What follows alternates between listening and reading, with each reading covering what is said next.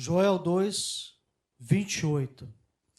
E eu quero relembrar essa frase que para mim marcou toda essa série de pregações. E depois disso, no versículo 28. Nós falamos anteriormente o que vinha antes disso. Claro, anteriormente o que vinha antes. Antes disso. Mas agora chegamos no momento do versículo 28. E depois disso. E diz assim: e depois disso derramarei do meu espírito sobre todos os povos. Seus filhos e as suas filhas profetizarão. Os velhos terão sonhos.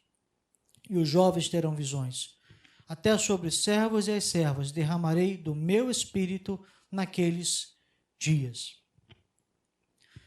Vamos lá. Vamos entender uma coisa. Essa promessa, em primeira instância, ela é para Israel. Eu entendo que ela ainda não se cumpriu. Ela vai se cumprir, assim como outras promessas que estão no Antigo Testamento e irão se cumprir ainda no povo de Israel. Mas ela também se refere à igreja. Ela tem uma ligação muito grande com o livro de Atos, e ela tem uma ligação muito grande com histórias, a história da humanidade, história de países, história de cidades, histórias de igreja, e é inclusive profecias sobre o Brasil, sobre a questão de avivamento. É importante você saber disso. Ela se trata tanto para Israel, como para a igreja, e a igreja é você. Então ela se trata para você também. Então é uma palavra que ela fala ao seu coração, e ela deve falar ao seu coração. Nas três fases que nós temos, nós falamos primeiramente de arrependimento, depois nós falamos de restauração, e quando você está restaurado, arrependido, restaurado, você está pronto então para ser cheio do Espírito. E sim, eu quero dizer bem claro, nós somos uma igreja batista renovada. Eu acredito no batismo do Espírito Santo, eu acredito nos dons espirituais, eu acredito no falar em línguas.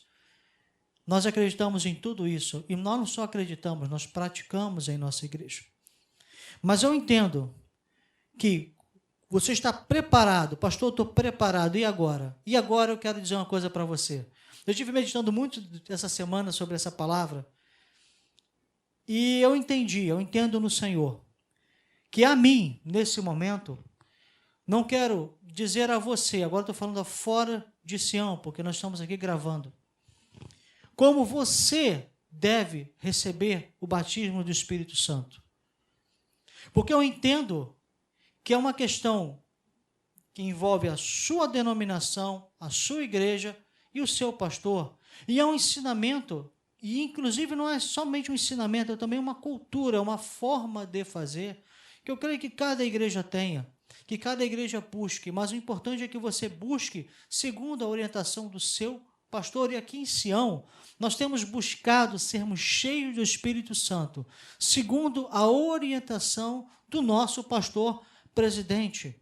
E até por isso também, eu não quero te dizer, nesse momento, o método que você usa para atingir o batismo no Espírito Santo, porque eu creio que cada pastor, cada líder, tenha em si, cada pastor e cada líder de uma igreja renovada que crê no batismo do Espírito Santo, nos dons espirituais, no falar em línguas, ele tenha uma particularidade dele com Deus e dele com seu rebanho, de levar e cada um a buscar. Aqui em Sião nós temos. Então, pastor, mas você não vai dizer, eu vou dizer. Chegou a hora de você começar a buscar no Senhor, de você começar a orar, falar com Ele, se trancar no seu quarto, buscar, de você querer isso na sua vida, e de você adicionando a sua oração ao buscar, ao querer o batismo no Espírito Santo, chega a hora também de você ter a orientação do seu líder, do seu pastor, de conversar com ele, de falar com ele, ou de falar com alguém que ele delegue, para que então possa te ajudar nessa caminhada de busca do Espírito Santo. Mas isso vai passar por uma busca pessoal, vai passar por você no seu quarto, se trancando, falando com Deus, se você buscando, você querendo. Eu conheci um moço que ele foi batizado no Espírito Santo, e ele pediu, Senhor, eu quero... Ele fez um pedido, eu lembro dessa história muito antiga, ele era um sionita passou aqui pelo Michel Louvor há muitos anos, mas ele pediu ao Senhor. Senhor, eu queria ser batizado tocando. Eu sou músico, eu queria ser batizado tocando. E a gente estava num retiro, a gente fazia retiro nessa época, nós não fazemos retiro há 25 anos. Há 25 anos estamos na praça evangelizando, no calçadão de Campo Grande evangelizando nos dias do carnaval. Então imagine quanto tempo tem isso. E a gente estava num retiro, fazendo retiro, ele estava lá, e daqui a pouco assim ele começou a falar em línguas e Deus deu aquilo que ele tinha pedido. E ele foi batizado no Espírito Santo ali, tocando o seu instrumento. E ele saiu maravilhado e contando esse testemunho.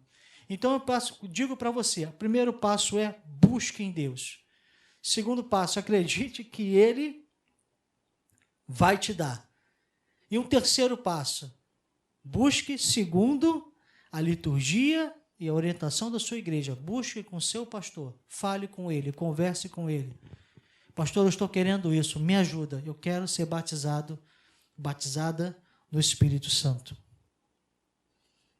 Dito isso, eu queria que você entendesse que eu senti a necessidade de dizer algo para você.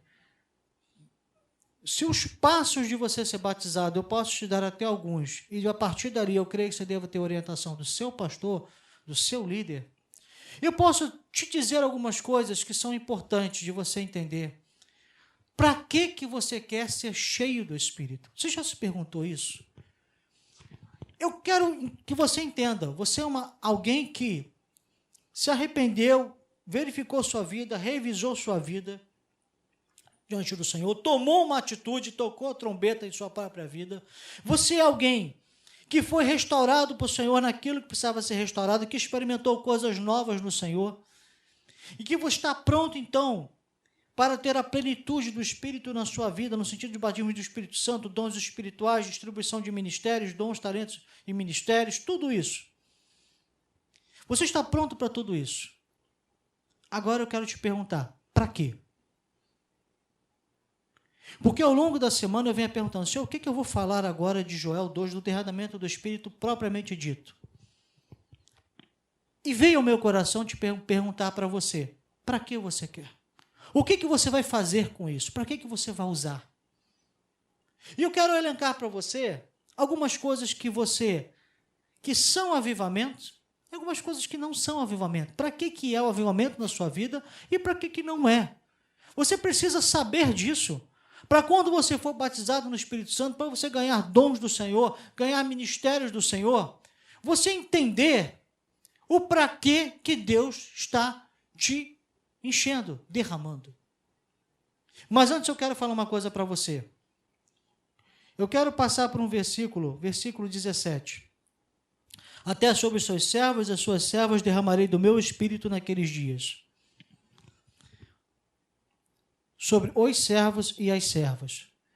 A bênção do Senhor é tão grande na tua vida, é tão sobreabundante quando vem um derramamento do Espírito, que ele vai atingir você, que ele atinge, agora eu não estou falando de batismo no Espírito Santo, mas que ele atinge a sua família, mas se você buscar, ele vai atingir também.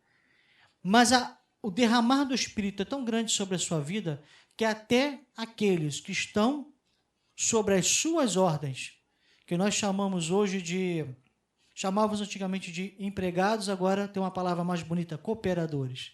Aqueles que estão sujeitos a você, até eles serão abençoados. Então a bênção do Senhor, ela é para você, atinge a tua casa e atinge inclusive aqueles que estão trabalhando, estão junto com você. O derramamento do Espírito vai abençoar todos. Então sabe de uma coisa, uma pausa aqui antes da gente entrar. Para quê e por quê? Sabe de uma coisa, quando você busca e quando você tem o derramar do Espírito na sua vida é abençoada, sua família é abençoada e guardada, e aqueles que estão sobre você, mesmo que não sejam familiares, mas que estão ligados a você de alguma maneira, também são abençoados.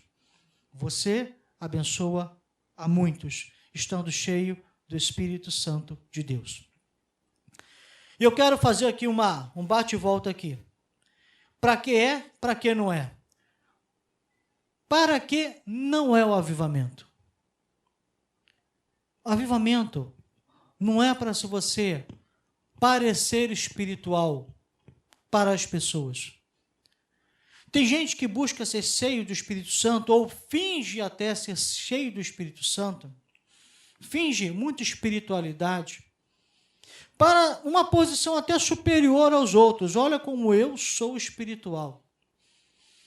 Eu não estou dizendo que aconteça isso, mas um dia, eu achei engraçado as histórias de Sião. O pastor chamava o Ministério Louvor ao final do culto, o Ministério Louvor estava aqui no banco, chamava ao final do culto, sempre foi assim, uma tradição de Sião. Aí o Ministério Louvor vinha aqui, ou se não, no começo do culto, o pessoal estava ali, tinha acabado de fazer os instrumentos, estava ali conversando, vamos começar o culto. Eu dirigi o Ministério Louvor eu fui líder do Ministério Louvor, ou da equipe de louvor, depende do seu nome, durante mais de 10 anos. Então, assim, começava o culto, eu chamava o pessoal, vamos lá começar o culto. Aí vinha aquele pessoal andando aqui para frente, tal, pegava seus instrumentos, e tinha alguém que, fingindo espiritualidade, né? Eu sei que estava fingindo. Quando o Ministério Louvor entrou, diz assim, entrava, passava aqui, né, no corredor e subia. A vendo ali, eles vêm aqui andando pelo corredor, eles são muito soberbos. Olha como eles fingem que são espirituais. Eu sabia que a pessoa, na verdade, queria aquilo ali também e não tinha. Mas eu vou pegar esse exemplo para mostrar, eu vou fingir que ele é verdadeiro, e não era. Eu sei que não era, mas vamos fingir que ele é verdadeiro. Existem pessoas que querem ser espirituais, não para serem espirituais, mas para estarem numa posição acima das outras. É um tipo de farisaísmo. Os fariseus, eles quando jejuavam, eles faziam de tudo para mostrar que estavam jejuando. Por que eles faziam isso? Para as pessoas dizerem assim, olha como eles são espirituais. Então, você quer ser cheio de espírito, para quê? Para parecer espiritual? Está errado. Para dizer que é santo, é um pouco interligado com parecer espiritual. Tem gente que chega no lugar, né? Chegou o fulano, aí o fulano parece que tem aquele ar de santidade. Tem gente que faz a sua carreira cristã assim, criando um ar de santidade. O que ele fala é santo, o que ele faz é santo. Chegou o irmão, e quando ele... Tem um conselheiro de Davi, se eu não me engano, Aitofiel, eu tenho que lembrar se é ele mesmo, que ele, o dia que o conselho dele não foi aceito, que quando houve a rebelião de Absalão, e ele ficou com Absalão, mas o dia que o conselho dele não foi aceito, ele foi para casa e se matou, arrumou a casa dele e se matou, porque pela primeira vez um conselho dele não tinha sido aceito. Tem gente que está na igreja e parece que tem aquele ar assim espiritual, então estou falando no que não é avivamento. Aquele ar espiritual, e assim, o que ele fala vira lei, o que ela fala vira lei. E tem gente que o pastor está aqui do púlpito falando e a pessoa está lá com profecia e revelação, lá do banco, dizendo o pastor. O pastor diz uma coisa e a pessoa fica lá do banco dizendo outra. É rebelião. Mas está com uma capa de santidade que muita gente não consegue perceber que é só uma capa, é uma casca. Parecer ser santo. Tem gente que quer ser espiritual, santo. Tem gente que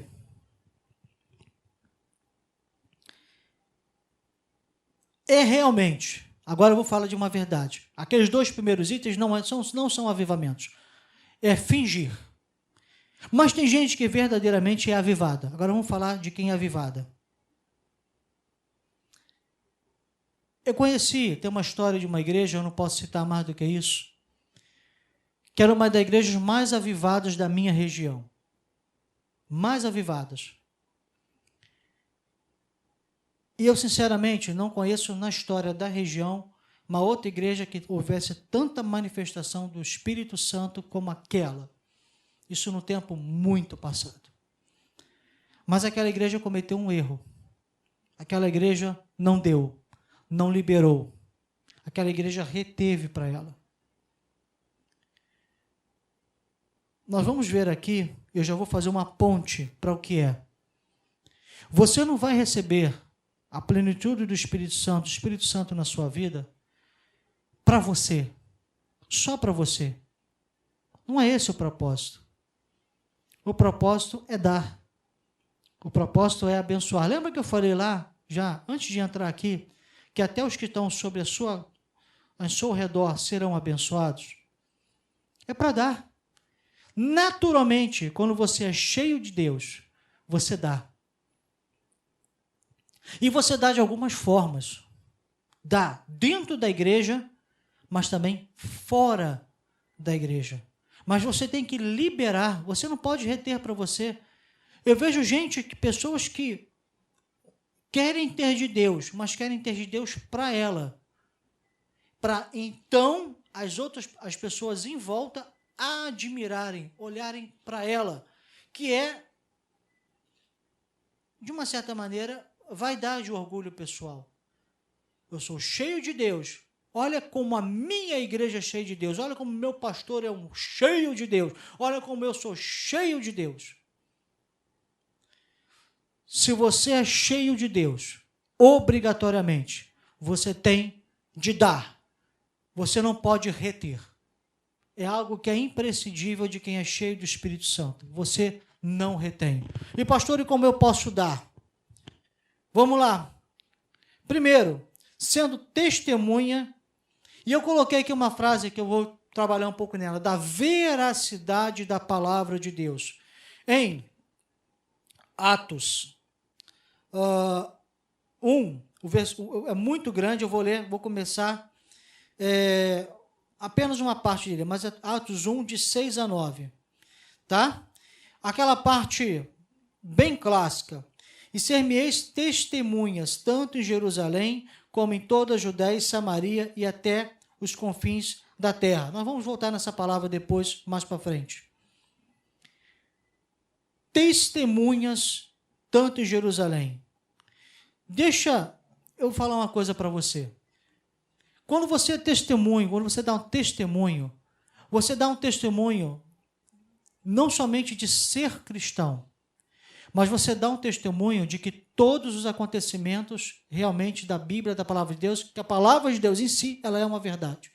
Jesus, quando comissiona eles, fala assim, vocês vão ser testemunhas, vocês vão falar de tudo aquilo que vocês viram, que vocês ouviram quando estavam ao meu lado, de tudo aquilo que vocês viram nesse momento que eu estou falando com vocês. Vocês vão ser testemunhas vivas desse dia, desses 3 anos e meio que eu passei com vocês. Nós temos que dar testemunho não somente de uma vida cristã, mas nós somos umas cartas vivas. Nós levamos em nós a palavra de Deus viva. Significa que se eu errar, se eu der mau testemunho, eu estou, de uma certa maneira, impedindo alguém de conhecer a verdade bíblica. Quantas vezes você foi pregar para alguém, você foi falar para alguém, assim, mas eu conheço um crente que, eu conheço um pastor que, eu conheço uma igreja que. Muitas vezes é um exagero. Mas, sinceramente, tem vezes que é verdade.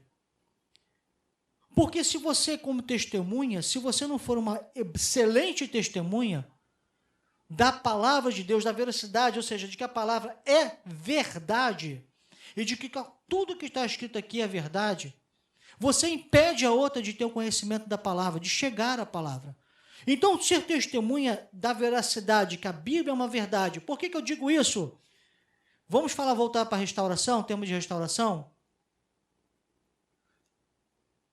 Tem um livro, O Povo Mais Feliz da Terra. Deixa eu dizer uma coisa para você. Testemunha da veracidade da palavra significa que, eu estou falando de vida restaurada, vamos lá. Se você não viu a restauração, vai aparecer um cardzinho aqui, falando da palavra de restauração. O que adianta você dizer que é evangélico, mas a sua vida é a mais triste, a mais deprimente e aquela que ninguém quer ter na sua rua, na sua vizinhança, no seu bairro? Você está testemunhando a veracidade da palavra? Não. Não estou dizendo de momentos de lutas e aflições, estou tirando isso. Eu estou falando de uma vida, de uma continuidade. Que luta, tribulação é assim, ó, vem, aí vem a luta, a tribulação, é igual né, um eletrocardiograma assim, né, que está benzinho, assim, daqui a pouco, buf, aí depois estabiliza de novo. A tribulação e a luta é isso. É um ponto fora da curva. Eu estou falando de uma vida fora da curva. Você não está sendo testemunho da palavra, da verdade da palavra. Você precisa ser testemunho da verdade da palavra. Do que ela diz tem que estar na sua vida. Por isso que é importante a restauração. Você está vendo como é que é importante a restauração? Para você ser testemunha da verdade dessa palavra. Aí ele fala uma interessante. Tanto em Jerusalém como em Judéia, Samaria e até os confins da terra. E ido junto com isso, cooperando com esse texto, vamos a Marcos 16, 15. E disse-lhes, ide por todo o mundo e pregar o evangelho a toda criatura. 16, agora vamos para o 16, 20. E eles, tendo partido, pregaram em toda parte, cooperando com eles o Senhor e confirmando a palavra por meio de sinais que se seguiam. 3 partes eu quero pegar no texto de Marcos 20. Pregaram por toda parte. Ser cheios do Espírito Santo. Ser cheio do Espírito Santo é pregar a palavra. Não é guardar para você, é pregar. É o ir, é o ir pregando a palavra. Então, quando você é derramado, quando você é cheio do Espírito Santo, é derramado sobre você o Espírito, você tem que automaticamente pregar o Evangelho, que tem uma utilidade. Tá? E nós vamos falar mais para frente de utilidade, mas tem um objetivo. Primeiro objetivo, pregar o Evangelho. Então, se você é avivado, se a sua igreja é avivada, mas vocês não pregam o Evangelho, vocês estão cortando uma parte grande daquilo que era o propósito de Deus quando Ele derramou o Espírito sobre você, sobre a sua igreja, sobre a sua família, sobre a sua vida. Mas cooperando significa que você faz, você vai fazer e o Senhor vai contigo. É estranho isso, né? Mas diz literalmente, cooperando, eu vou cooperar com você. Você faz e eu vou contigo te ajudando. Então o que o Senhor está dizendo? Você deve pregar o Evangelho, eu comissionei você. E eu vou com você, vou cooperar com você, eu vou estar com você junto com você, mas você tem de ir. Então ser cheio do Espírito é para pregar o Evangelho. E o Senhor vai cooperando contigo. E confirmando a palavra. E aqui a palavra não está em maiúsculo, porque não está falando da palavra, confirmando a Bíblia. Ela está falando, confirmando a sua palavra, a sua pregação. Por meio de sinais que os seguiam. Então veja bem, o Senhor promete, prega o Evangelho, eu vou contigo. E eu vou confirmar o que você está dizendo, através de sinais e maravilhas. Só isso já daria uma pregação, falar sobre isso. Realmente, não temos crido muito, mas isso é o que promete o Senhor. Prega o Evangelho, o Senhor vai cooperar contigo. E as suas palavras, as palavras que você diz do Evangelho, o Senhor vai confirmar através de sinais e maravilhas. Isso é estar cheio do Espírito. Isso é um dos motivos. E esse é o motivo externo. E eu quero terminar com o motivo interno. Para ser útil no reino, ter utilidade. Diz assim a palavra de Deus em 1 Coríntios 12, 7. A manifestação do Espírito é concedida a cada um visando a um fim proveitoso. O que é proveitoso? Entre todos os significados, diz assim, ter utilidade. Ser útil no reino. Você trabalha evangelizando da porta para fora, trabalha levando o evangelho. Mas também a Bíblia fala de ser útil no reino. Se for ver 1 Coríntios 12, a relação de dons, e depois ele mostra o dom mais excelente em 13, 1 Coríntios 13. Mas a Bíblia está falando, seja útil dentro da minha casa. Seja útil dentro da minha igreja. Para que eu quero ser avivado? Eu vou te dar 3 motivos. Ser testemunha de que a palavra de Deus é uma verdade na sua vida. Para evangelizar, cumprir o ID de Jesus, para dar. E para ser útil dentro da casa de Deus. Volto a dizer, para concedida a cada um, visando a um fim proveitoso. Proveitoso é ter utilidade. Então eu quero te dizer, a gente poder já ir encerrando, que eu sinto em conversar com você isso sobre Joel. Se tem várias formas, as individualizadas, de se buscar a Deus de acordo com cada denominação, com cada igreja, com cada pastor, com cada ministério, e eu os respeito, aqui nós temos a nossa, ordenada pelo nosso pastor presidente. Eu posso dizer para você o que não é avivamento. Eu posso dizer para você o que você deve fazer quando Deus avivar você. Repito, seja testemunha de que a palavra é uma verdade na sua vida, e as pessoas olharão a palavra de Deus através da sua vida na prática e aceitarão Jesus. E chegarão até você e pedirão: o que você tem diferente? Me dá, eu também quero. Para dar, cumprir o ID de Jesus, ser testemunha, pregar o evangelho, que o Senhor vai cooperar contigo e Ele vai confirmar as suas palavras através de sinais e maravilhas. E por último, para ser útil no reino. Seja útil no reino. Seja útil dentro da casa do Senhor. Cada crente deve ser útil, deve ter dons, talentos e ministérios sendo trabalhados ativamente dentro da casa do Senhor. Isso não é uma exclusividade de liderança, isso é um chamado a todos. Então, seja testemunha, pregue o evangelho e seja útil, proveitoso para o reino, para a casa de Deus. E eu te garanto que você vai ser uma bênção para o seu pastor. Sionita, eu estou pregando o evangelho, agora pregando a palavra, a priori, para Jerusalém, para Sião. Sionita, busque ser cheio do Espírito Santo. Você vai alegrar tanto o coração do seu pastor, presidente, pastor Onéias. Vou repetir de novo, sendo testemunha viva da palavra, pregando o evangelho e sendo útil, proveitoso na casa do Senhor. Que pastor não vai querer ter uma ovelha assim? E vou dizer mais, o Senhor também quer ter uma ovelha assim. Então entenda, Joel 2, o que você tem de fazer quando houver o derramamento do Espírito na sua vida. Para que Deus te chamou para isso?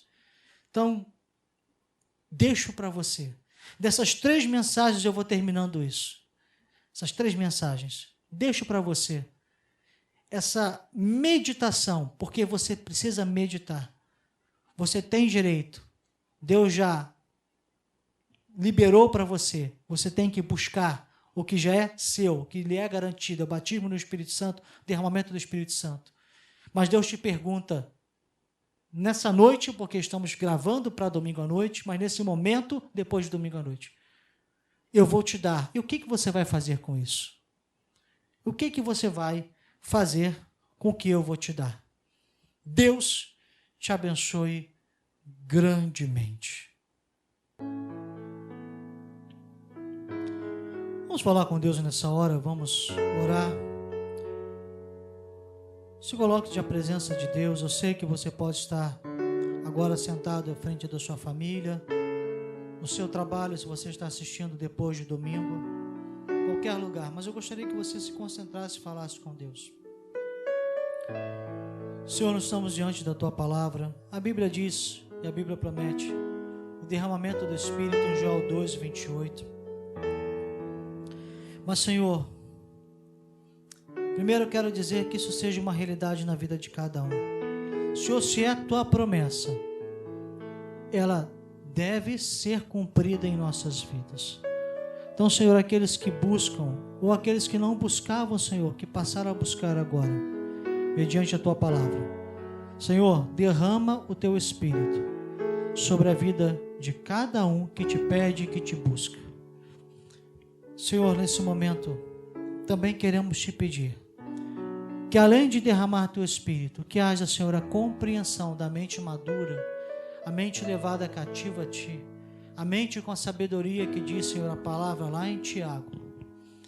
Senhor, que possa realmente, essa vida, cada um que está aqui, Senhor, me ouvindo nessa hora, que possa realmente compreender, buscar a Ti, buscar o derramamento do Espírito, Senhor, numa linguagem do Novo Testamento que nós usamos, buscar o batismo do Espírito Santo e, por sua consequência, dons, Senhor, por sua consequência também ministérios, possa buscar diante de Ti, mas, Senhor, que possa estar preparado, apto, para cumprir esses 3 propósitos que dizem a Tua palavra, Senhor, que foram tão repetidos durante a mensagem.